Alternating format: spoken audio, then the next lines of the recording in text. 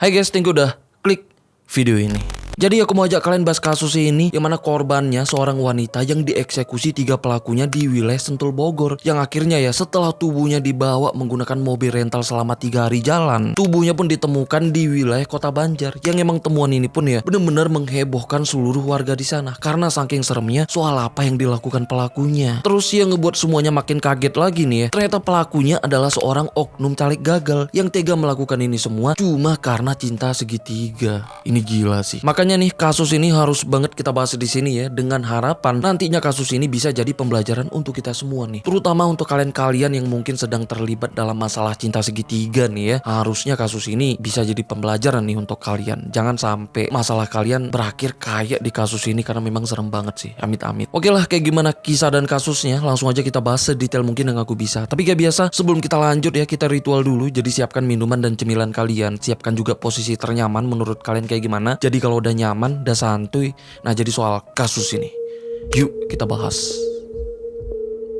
Devara Putri Pranada yang lahir di tahun 1999 yang tinggal dengan bapak dan ibunya di wilayah Jakarta Pusat. Nah, tapi saat Devara yang masih kecil, bapak dan ibunya pun udah pisah tuh, yang akhirnya ya Devara pun ikut tinggal dengan ibunya di rumah tantenya yang ada di wilayah Johor Bahru yang masih ada di kawasan Jakarta Pusat. Selama ini demi menafkahin dan menyekolahkan Devara ya, ibunya pun sampai bekerja sebagai ART dan juga jual nasi kuning yang juga selalu dibantu Devara di luar jam sekolahnya. Sampai akhirnya ya di tahun 2016 Devara pun lulus SMK. Setelah lulus, dia pun gak mau ngebuang waktu yang langsung berusaha melamar kerja di beberapa perusahaan. Yang akhirnya ya, di tahun itu juga dia pun diterima kerja sebagai karyawan di salah satu perusahaan swasta. Selama udah kerja, barulah secara perlahan kehidupannya pun mulai membaik dan mapan. Dan di sini juga ya, dia pun itu mulai tinggal sendirian di kos-kosannya yang ada di wilayah Jakarta Selatan. Terus setelah 2 tahun kerja, tepatnya di tahun 2018, dia pun akhirnya kenal dan pacaran dengan seorang lelaki yang bernama Didot Alfiansa, yang saat itu cuman sebagai pengangguran. Yang mana saat itu Didot juga ternyata berasal dari keluarga broken home, karena saat itu ya bapak dan ibunya udah cerai. Jadinya Didot ini itu tinggal dengan bapak kandung dan ibu tirinya di wilayah Bekasi. Nah, jadi kayak gitulah latar belakang mereka berdua ini. Terus setelah mereka menjalin hubungan sejak tahun 2018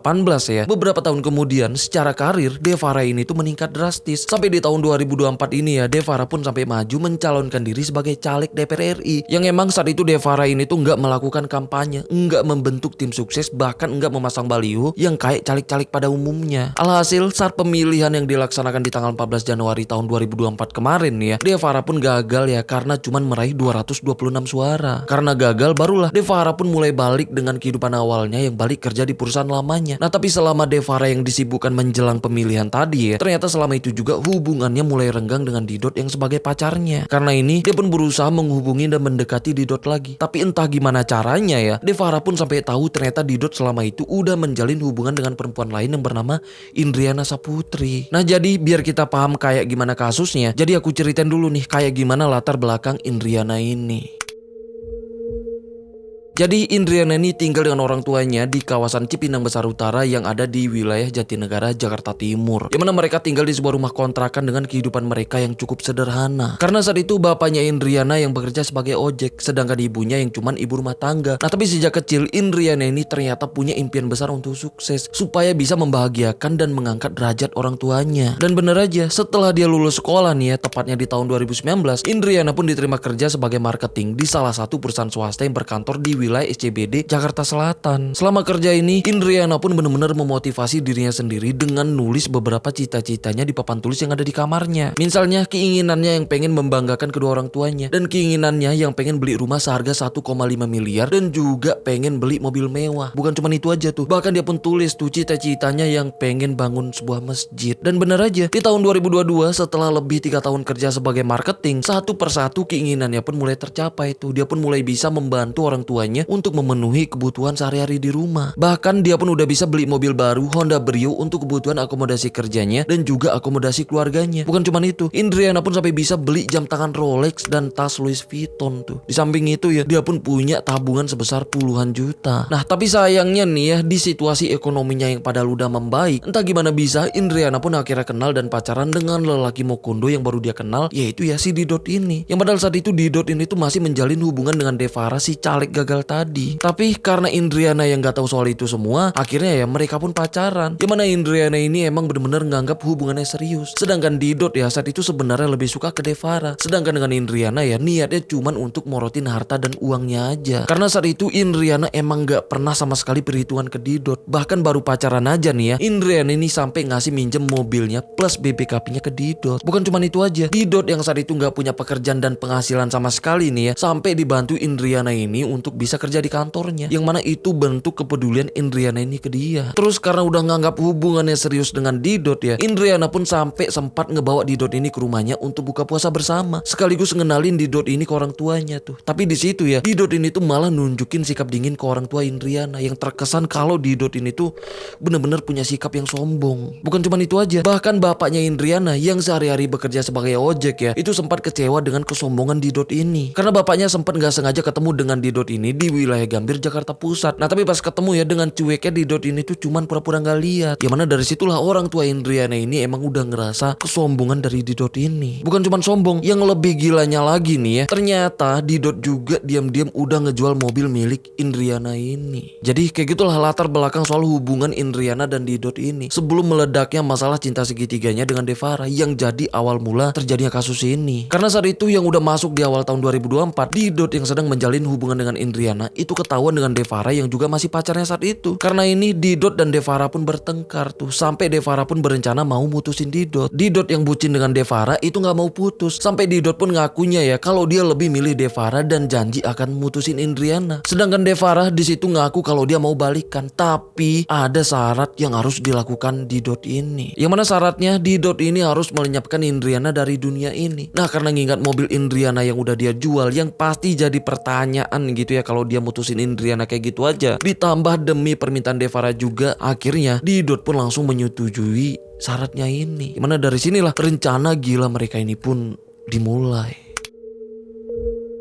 Jadi semuanya mulai mereka rencanakan itu di tanggal 15 Februari tahun 2024, tepatnya di hari Kamis. Yang mana di situ ya mereka pun mulai ngatur rencananya. Yang mana rencananya Devara ini tuh nyuruh Didot sendirian menghabisi Indriana dengan modus dibawa jalan-jalan ke wilayah Bogor. Tapi Didot yang ngerasa nggak berani melakukan itu semua sendirian ya, jadinya dia pun ngajak satu temennya yang bernama Muhammad Reja untuk jadi eksekutornya. Nah dengan ajakan ini ya, awalnya Reja pun sempat nolak karena nggak berani. Tapi setelah mereka menjanjikan bayaran sebesar 50 juta ke Reja ya, jadinya Reja yang saat itu sedang terlilit masalah hutang, jadinya ya langsung setuju. Setelah itu barulah mereka bertiga pun mematangkan rencananya lagi dengan milih wilayah Sentul Bogor yang rencananya akan mereka lakukan di hari kerja. Karena wilayah Sentul emang daerah wisata yang biasanya sepi kalau di hari kerja. Apalagi ya mereka juga tahu tuh ada beberapa titik wilayah yang emang sepi. Terus setelah semuanya matang, di tanggal 20 Februari tepatnya di hari Selasa nih ya, Devara pun langsung ngasih uang beberapa juta untuk mereka nih untuk kebutuhan operasionalnya. Karena di hari itu Devara ini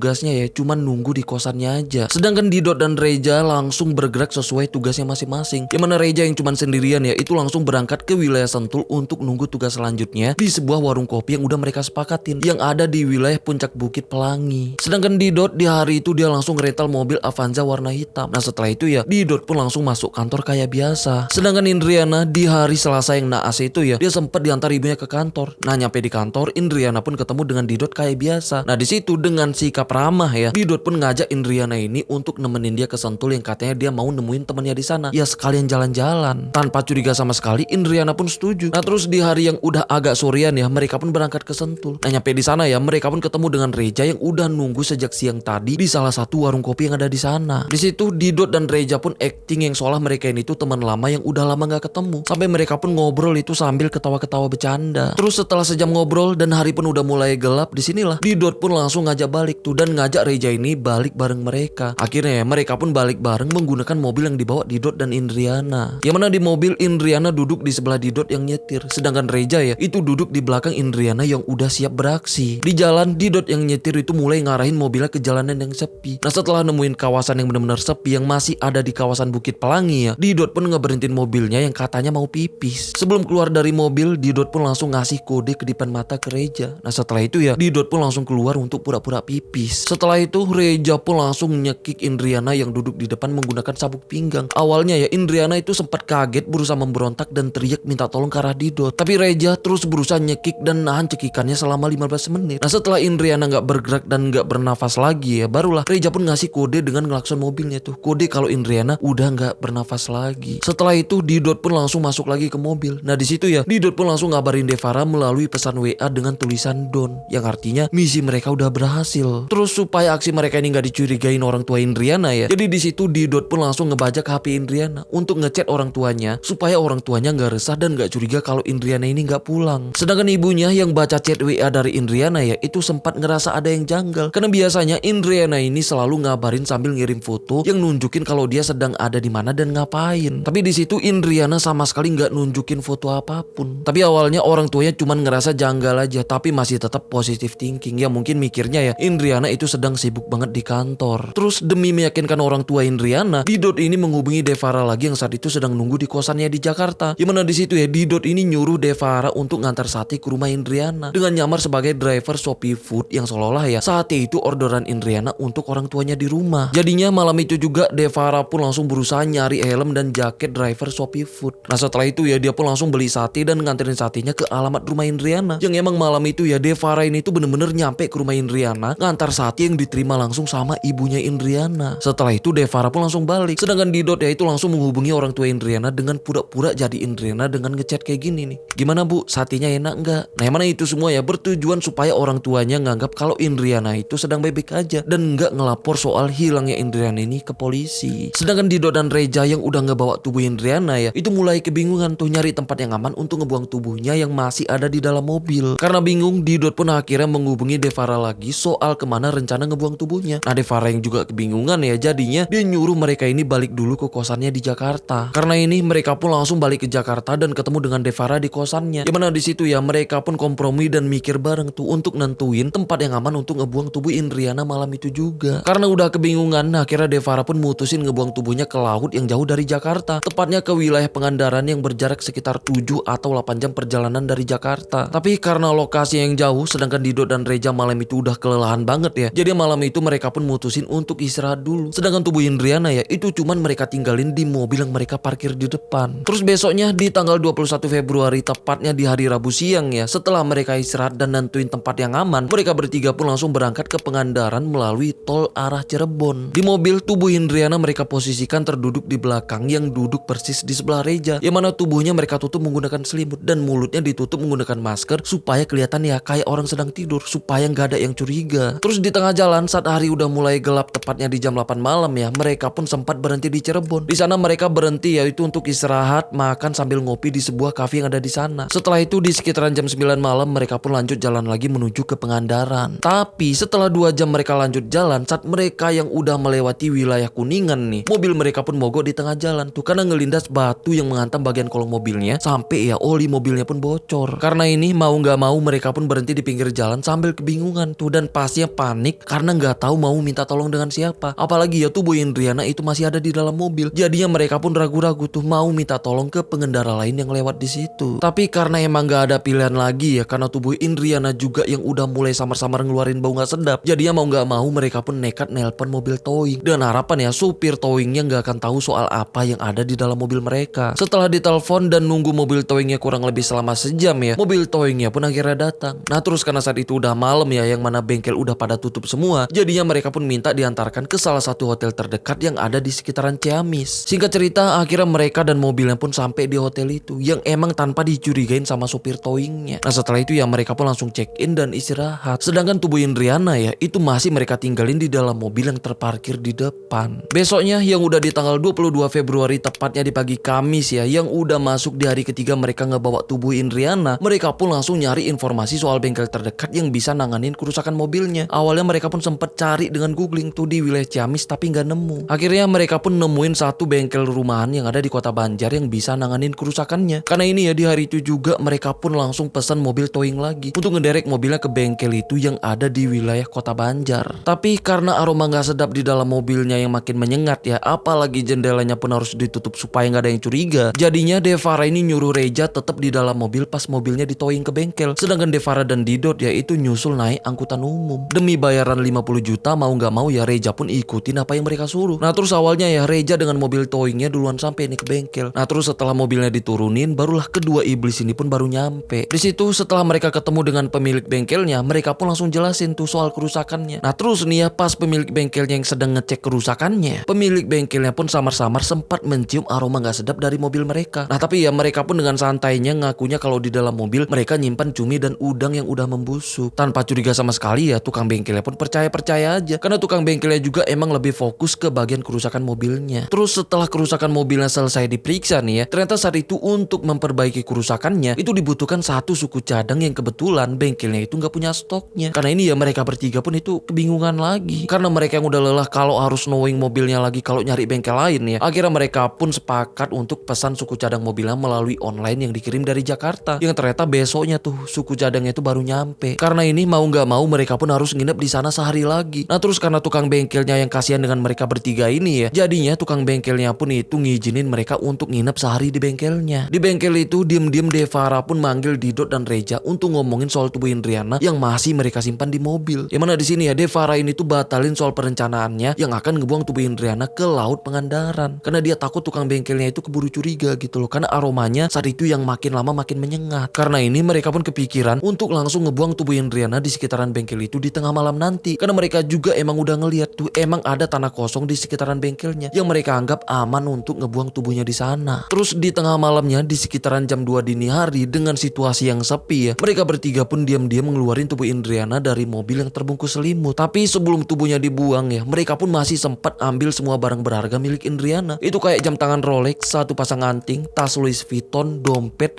dan juga 2 HP milik Indriana ini. Setelah itu dengan terburu-buru, Didot dan Reja pun langsung menggotong tubuhnya ke bagian belakang bengkelnya. Yang akhirnya ya tubuh Indriana pun mereka buang di bibir jurang yang ada di situ, yang cuman berjarak sekitar 100 meter dari bengkelnya, yang dibuang dalam keadaan terbungkus selimut. Setelah itu Didot dan Reja pun langsung ngebersihin mobilnya yang cuman seadanya supaya baunya hilang. Sedangkan Devara ya itu langsung menggunting ATM dan identitas Indriana. Nah setelah semuanya beres, barulah mereka pun lanjut istirahat. Besoknya yang udah di tanggal 23 Februari tepatnya di hari Jumat ya, mobil mereka pun itu mulai diperbaiki pemilik bengkelnya karena suku cadangnya udah sampai. Sorenya setelah mobil mereka beres nih ya, mereka pun langsung balik ke Jakarta melalui rute arah Bandung. Di tengah jalan saat mereka yang udah memasuki wilayah Tasikmalaya dengan situasi yang udah malam ya, mereka pun sempat berhenti untuk ngebakar baju, celana, dan identitas milik Indriana yang masih mereka bawa. Setelah itu barulah mereka pun lanjut jalan lagi dan langsung menuju Jakarta. Terus di jam 3 subuh mereka pun baru sampai di Jakarta, tepatnya di kosannya Devara. Nah karena udah capek ya, mereka pun istirahat tidur di kosannya Devara ini. Besoknya yang udah di tanggal 24 Februari tepatnya di hari Sabtu ya, Didot pun langsung ngebawa mobilnya untuk dicuci di tempat pencucian mobil. Nah setelah mobilnya bersih dan baunya hilang ya, barulah dia pun ngebalikin mobil itu ke pihak rentalnya. Setelah semuanya beres, mereka berdua pun langsung ngejual tas LV, jam Rolex, dan anting milik Indriana, yang mana semuanya berhasil terjual itu seharga 68 juta. Nah dari uang itu ya Devara pun langsung beli iPhone baru seharga 14 juta. Sedangkan sisa uangnya yang sebesar 54 juta itu langsung dipegang Didot ini, yang mana alasannya ya uang itu untuk bayar jasa Reja yang udah mereka janjikan dengan bayaran 50 juta. Setelah itu Didot pun langsung nemuin Reja yang berniat mau ngebayar upahnya. Tapi di situ ya Didot ini cuman ngasih uang itu sebesar 15 juta ke Reja dan juga satu iPhone bekas. Sedangkan uang yang masih nyisa itu sebesar 31 juta ya, itu buat Didot ini sendirian. Terus setelah semuanya benar-benar beres nih ya, Didot dan Devara pun itu nginep di kosannya Devara ini ya untuk istirahat sekaligus nikmatin uang banyak yang ada di tangan mereka, karena mereka anggap ya kalau apa yang udah mereka lakukan itu benar-benar berhasil dan bersih sebelum akhirnya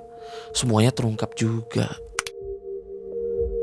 Di sisi lain, di tanggal 25 Februari atau sehari setelah tubuh Indriana dibuang ya, warga di sekitaran bengkel tadi itu mulai resah karena mencium aroma gak sedap yang cukup menyengat yang pastinya mencurigakan. Karena aromanya yang makin tajam ya, jadinya warga di sana pun langsung nyari sumber baunya, yang ternyata berasal dari selimut berwarna biru terang yang ada di bibir jurang. Karena ini ya, mereka yang udah curiga itu langsung memberanikan diri mendekat dan coba ngintip apa yang ada di balik selimut itu. Setelah mereka ngelihat apa yang ada di balik selimut itu ya, mereka pun kaget kaget sekaget-kagetnya. Jadinya saat itu juga ya mereka pun langsung ngelapor soal temuan ini ke warga lain. Sampai berujung temuan ini pun benar-benar menghebohkan seluruh warga di sana. Terus nggak lama kemudian polisi pun mulai berdatangan dan langsung menyelidiki soal temuan tubuh wanita di dalam selimut itu yang emang tanpa identitas sama sekali. Selain identitasnya yang gak ditemukan, warga pun gak ada yang kenal siapa sosok wanita itu. Karena ini polisi pun langsung menyelidiki identitasnya melalui sidik jarinya, yang akhirnya barulah terungkap identitas wanita itu atas nama Indriana Dewi Eka Saputri yang merupakan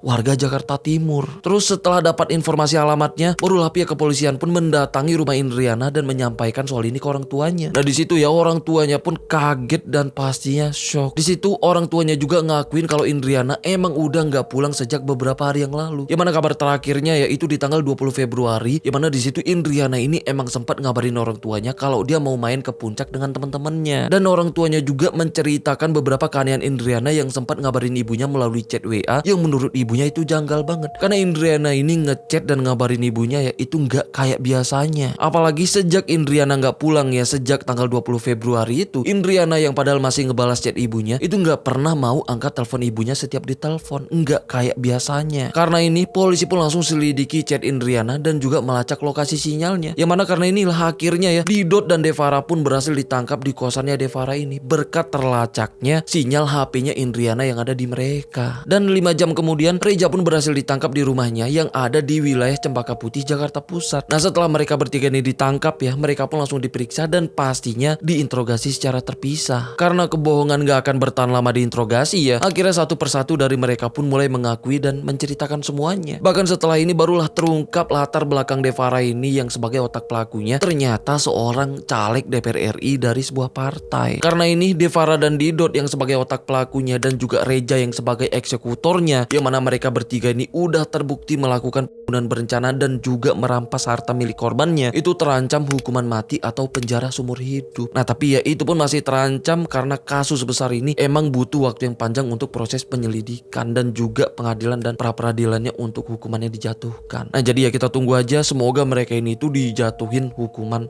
seberat-beratnya. Jadi inilah kasus yang dilakukan ketiga pelakunya ini, terutama Devara ini yang sebagai caleg gagal yang tega dan berani melakukan ini semua. Ini sih yang aku gak habis pikir gitu. Tapi untung sih dia gagal jadi caleg gitu ya. Gimana kalau dia berhasil, karena memimpin dirinya sendiri aja masih gak bisa, gimana mau memimpin masyarakat gitu loh. Serem gak sih kalau nanti orang yang memimpin kita ini ya orang yang kayak begini. Bukan memimpin sih ya, tapi orang yang mewakili kita itu ya orang-orang yang begini. Terus yang aku gak habis pikir juga nih ya, kenapa sih orang-orang itu segampang ini, semudah ini memutuskan untuk menghabisi nyawa orang lain, yang padahal ya konsekuensinya itu gede banget ya. Kayak mereka ini dengan ancaman hukuman mati atau penjara seumur hidup. Tapi kok ada terus gitu ya orang yang berani melakukan kayak gini nih dengan kasus-kasus baru yang baru aja terjadi. Itu sih aku gak habis pikir. Makanya nih ya dari kasus ini semoga bisa jadi pembelajaran nih untuk kita semua. Semoga dari kita-kita yang udah menjadikan kasus ini sebagai pembelajaran ya, jangan sampai kita menjadi pelaku amit-amit